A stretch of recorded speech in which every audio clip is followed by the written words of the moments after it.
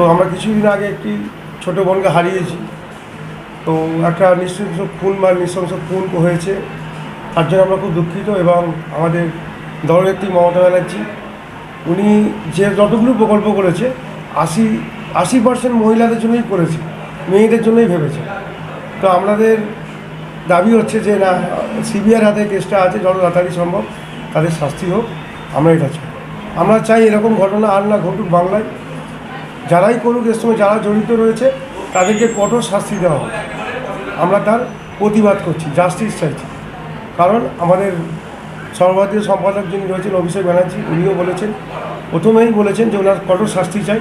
আমাদের মুখ্যমন্ত্রী মমতা ব্যানার্জি উনিও বলেছেন যে ফাঁসি চাই। তো আমরা ওই একই স্ট্যান্ডে দাঁড়িয়ে আছি, যত তাড়াতাড়ি সম্ভব দোষীদের ধরে শাস্তি দেওয়া হোক, যে ভাই যারা জড়িত এর মধ্যে। এটা কোনো দেখার দরকার নেই, এটা শাস্তি চাই আমরা। দেখুন, সোশ্যাল মিডিয়ায় আমি দেখছি কিছু ফেক ভিডিও, ফেক অডিও নানান রকমভাবে সাধারণ মানুষকে প্রভাবিত করছে। মানুষের ব্রেন ওয়াশ মাথায় ঢুকে যাচ্ছে যে এটা তৃণমূল করেছে। অথচ যেই করুক, তৃণমূল করুক, সিপিএম করুক, বিজেপি করুক, এখন দেখুন ঘোলা জলে মাছ ধরতে নেমে গেছে কিছু রাম মাম, কিছু অন্যান্য বিরোধী দলেরা। আমরা কন্ডেম করছি। কারণ হচ্ছে এইরকম যে এটা নিয়ে রাজনীতি করা ঠিক না। আমরা চাই শাস্তি, আমরা প্রথমেই বলেছি যে কঠোর শাস্তি দেওয়া হোক। না, অবশ্যই রাস্তায় নেমে প্রতিবাদ করছে, আমরাও চাই প্রতিবাদ হোক, কিন্তু প্রতিবাদের কোনো রং না হোক।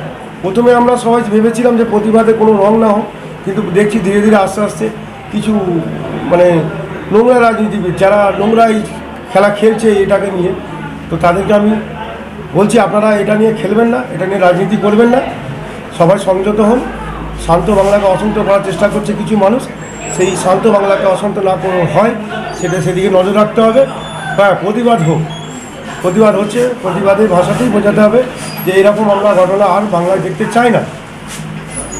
না, আমাদের রাজ্যের স্বাস্থ্যমন্ত্রী মাননীয় মুখ্যমন্ত্রী, ওনার হাতেই আছে। আমাদের পুলিশ মন্ত্রীও উনি এবং রাজ্যের মুখ্যমন্ত্রীও উনি। পুরো ব্যাপারটাই সবাই এটা জানে। সমস্যা একটা জায়গায় হয়েছে, সেটা হচ্ছে আরজি করের যে কাণ্ডটা ঘটেছে সেই সময় অতি নক্করজনক ঘটনা ঘটেছে।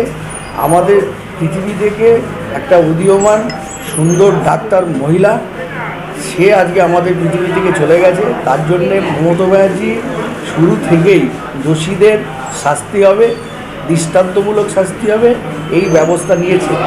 আমরা যদি লক্ষ্য করে দেখি, ভারতবর্ষের বিভিন্ন রাজ্যে যেখানে এরকম ধরনের ঘটনা ঘটেছে, আমরা দেখলাম আজকে 4 দিন আগে আমরা দেখলাম উত্তরাখণ্ডের একজন নার্স হসপিটাল থেকে বেরিয়ে এলো, তাকে ধর্ষণ করে খুন করা হলো।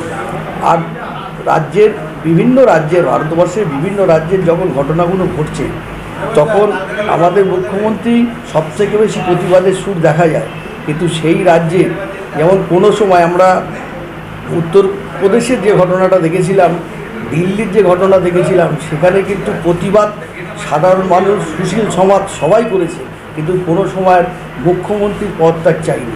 এই মুখ্যমন্ত্রীর পদত্যাগ চাওয়াটাকে আমরা দেখছি রাজনৈতিক একটা মেরুকরণ। আমাদের রাজ্যে প্রতিবেশী দেশ হচ্ছে বাংলাদেশ, যার 4,000 বর্গ কিলোমিটার আমাদের পশ্চিমবঙ্গের সীমান্তবর্তী এলাকা। সেখানে একটা নতুনভাবে সরকারের পতন হয়েছে, নতুন সরকার গঠন হয়ে পতন হয়েছে। সেই ঢেউটাকে ওয়েস্ট বেঙ্গলে আজকে নিয়ে আসার চেষ্টা করছে কিছু অসাধু মানুষ। মহিলারা রাজ্জাগজে আন্দোলন করছে, খুব সুন্দর আন্দোলন, ভালো আন্দোলন, গণতান্ত্রিক আন্দোলন, স্বাধীন আন্দোলন। মেয়েটার জাস্টিস চাই। মেয়েটার যেভাবে মেয়েটার উপর অত্যাচার হয়েছে, সেই যারা নির্যাতন করেছে তাদের দৃষ্টান্তমূলক শাস্তি, ফাঁসির দাবিতে। কিন্তু পক্ষান্তর আমরা যেটা লক্ষ্য করে দেখছি, সেই দাবিটাকে নিয়ে কিছু দুষ্কৃতী তার মধ্যে ঢুকছে, কিছু রাজনৈতিক দল এটাকে প্রাধান্য দিয়ে অন্য রূপে নিয়ে চলে যাচ্ছে।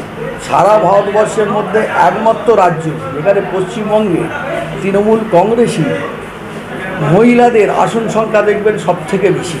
মহিলাদের জন্য 80% পরিষেবা একমাত্র আমাদের ওয়েস্ট বেঙ্গলে আছে, সারা ভারতবর্ষে নেই।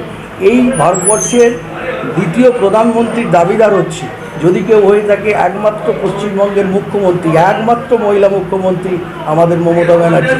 তাকে কিভাবে পদচ্যুত করা যায়, তার নামে দুর্নীতি করা যায়, তাকে কিভাবে দমন করা যায়, সেই লক্ষ্যই কিন্তু এটাকে নিয়ে যাওয়া হচ্ছে।